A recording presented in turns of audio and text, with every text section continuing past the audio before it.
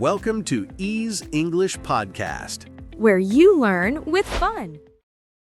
Hey listeners, welcome to Ease English Podcast, where you learn English through real conversation. Put your headphones in, get comfortable, because today we are going somewhere personal. Yeah, this one might sting a little. Okay, so be honest with yourself right now. You are lying in bed, it is late, you pick up your phone, and you open Instagram, and then bam! Some kid who is literally younger than you is on a rooftop somewhere, laptop open, coconut water in hand, caption says, "Building my empire, living free." And something inside you just drops. It drops, Jimmy, like your whole stomach just whoosh, gone. And suddenly you are lying there thinking, what am I even doing with my life? That feeling has a name, by the way. Researchers actually call it upward social comparison. When you look at someone doing better than you, and your brain automatically starts measuring, am I behind? Am I losing?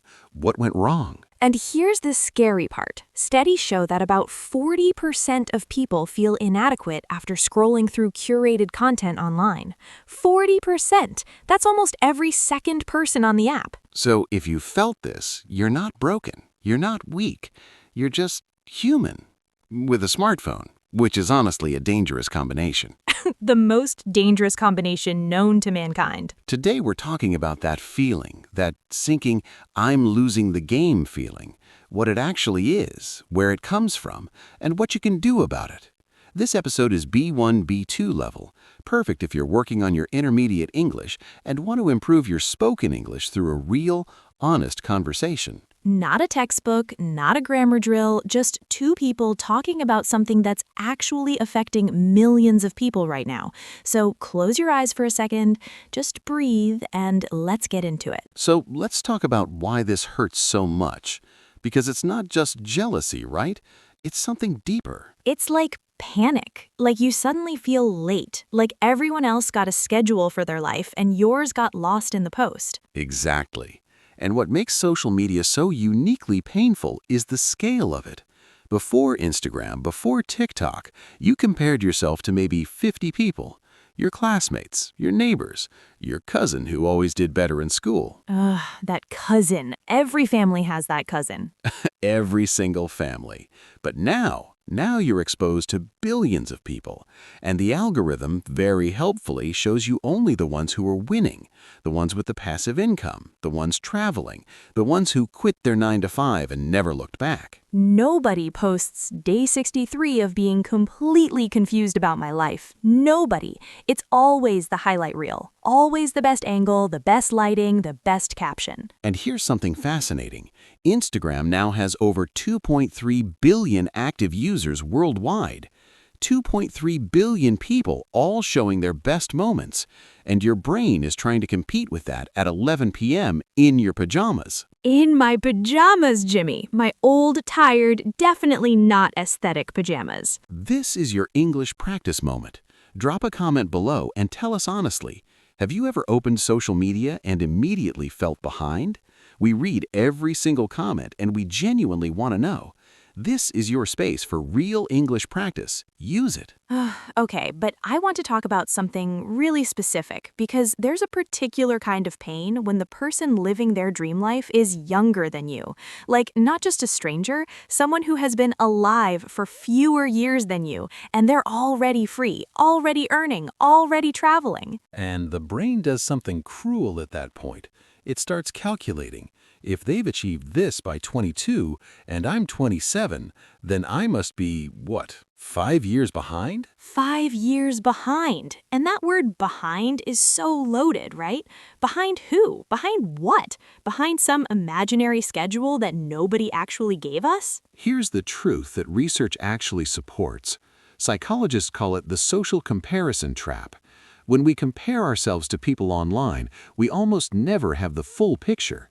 We see the output, we never see the input. Say that again. We see the output, we never see the input. Okay, that one hit. That person on the rooftop in Bali, you don't see the 3 years of failure before that moment.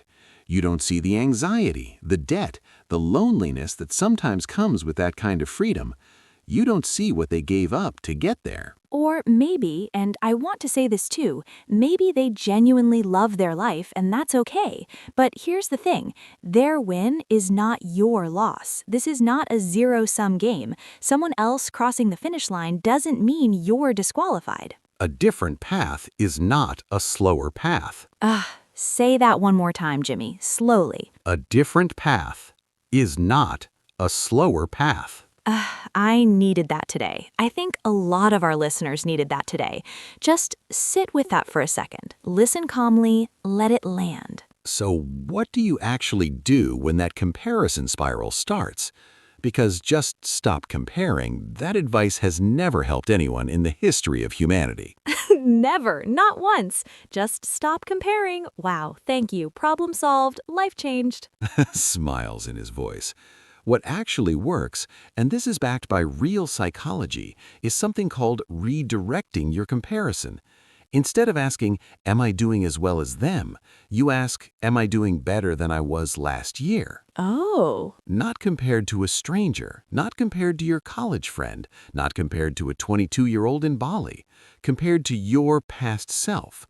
That's the only comparison that's actually meaningful. Because your past self is the only fair benchmark you have. Your past self knew your starting point, your obstacles, your resources. Nobody else's. And here's another thing worth knowing.